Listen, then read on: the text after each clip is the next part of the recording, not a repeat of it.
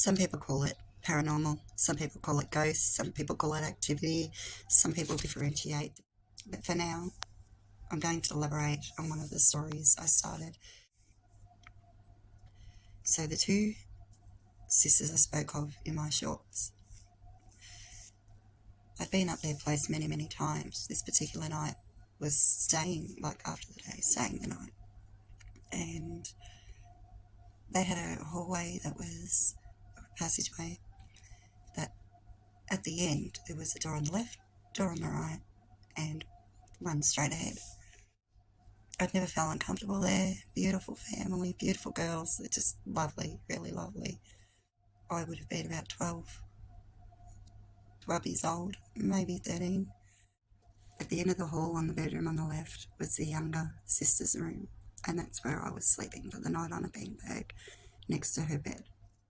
So I got up during the middle of the night in the toilet, and I wanted to be really super quiet because I really didn't want to wake anybody, respect. It was very quiet. We're talking the 80s. So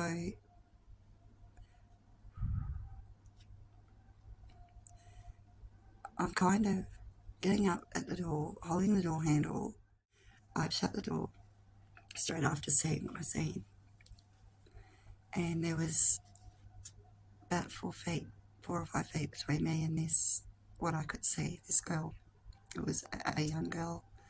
I would have said about 7 or 8. So I knew what I was seeing 100%. It's like looking at a tree and trying to convince somebody it's something other than a tree. And I thought, is it a dressing gown hanging on their bedroom door? Then I realised that's right, the door's open to the walls, not towards their bed, the parents' bed. This little girl was watching her parents sleep.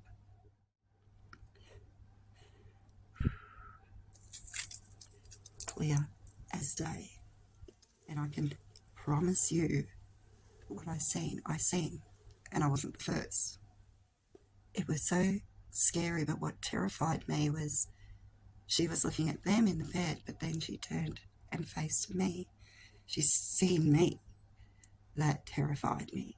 Then she started moving towards me. There was no bounce. There was no bounce to her walk. There was no walk. It was just like floating, but on the floor, hovering.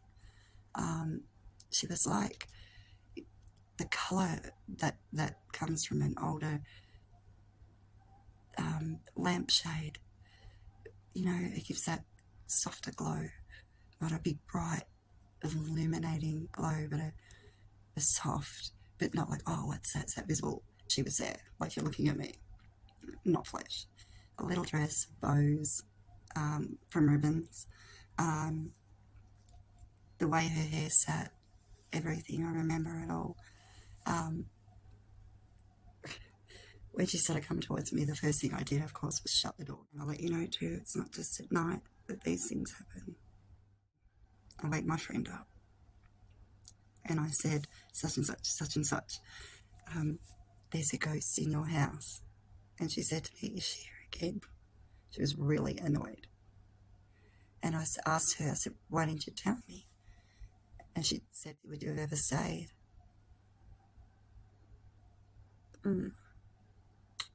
I wasn't the only, nor the first friend, nor person to have seen her.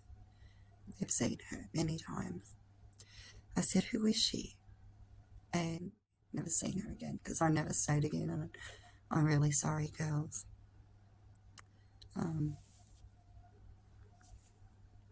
It's a lot to bear. So when I asked her about who this little girl was, she said my name, and then she said, have you ever wondered why my parents are so old?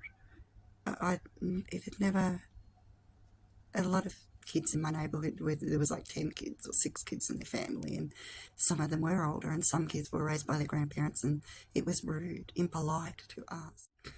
So I said no, and she said, well, they had miscarriage after miscarriage after miscarriage. And then they finally had a little girl. She passed away of polio.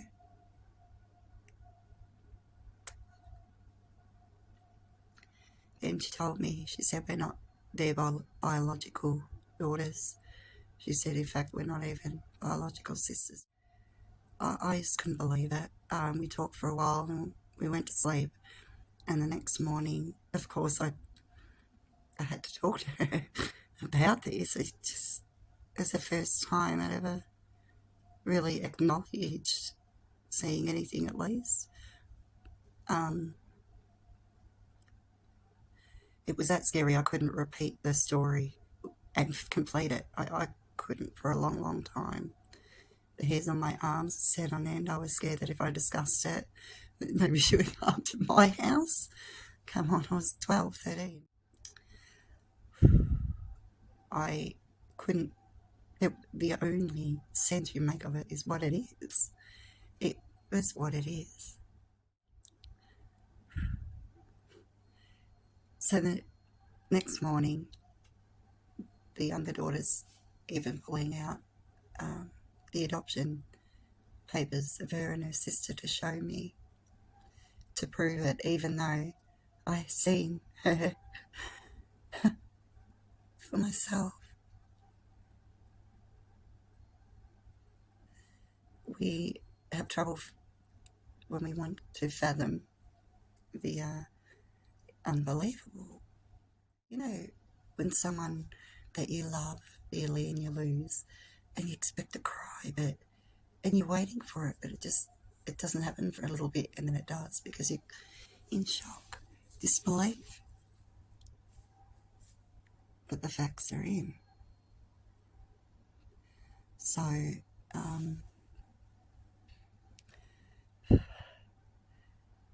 that's not where everything began, but we're going to leave that for later, because that's more of my spiritual journey.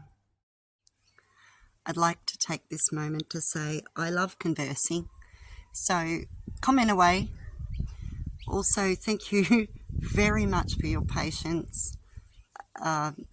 This video was compiled during a time of immense grief, and the lawns haven't been mowed, and Yogi's coming up to say hello to you guys. Did you like my story? Are you going to tell them how it's non-fiction? I'll tell them it's non-fiction. It's all true. Every word. Thanks again for listening and watching. If you could like, comment, subscribe if you want to, that would be fantastic. It helps me to bring the message on how I came to be gifted inner peace and gifted mercy as well. And the mercy that I gave everybody else, I forgave everybody.